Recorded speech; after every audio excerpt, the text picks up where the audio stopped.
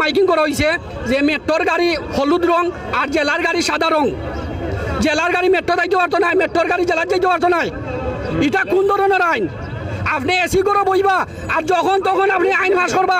পারমিটও লেখা আছে সিলেট জেলার অন্তর্ভুক্ত। মেট্রোতে মালিকানা রয়েছে, তাদেরকে হলুদ কালার করতে বলেছেন এবং যারা জেলার বাসিন্দা এবং মেট্রোতে চলাচল করে তাদেরকে সাদা কালার করার জন্য বলেছেন।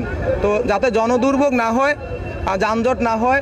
এছাড়া ভাই আমরা ফার্স্টে একটা দাবি হয়েছে আমরা রুগী লইয়া, কারণ যে কোনো থানা থেকে রুগী আসিয়া এক গাড়ি বদলা আর এক গাড়ি বদলাইয়া তো যাইতে হইবে উসমানিত যাওক, রাখিবালিত যাওক, প্রাইভেট ক্লিনিকও যাওক।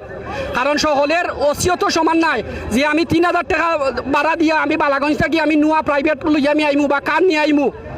কোনো বিয়ানীবাজার থেকে আইলে 4000 টাকা লাগে। এইটা হয়েছে আপনার সবচেয়ে বড় একটা ইম্পর্টেন্ট।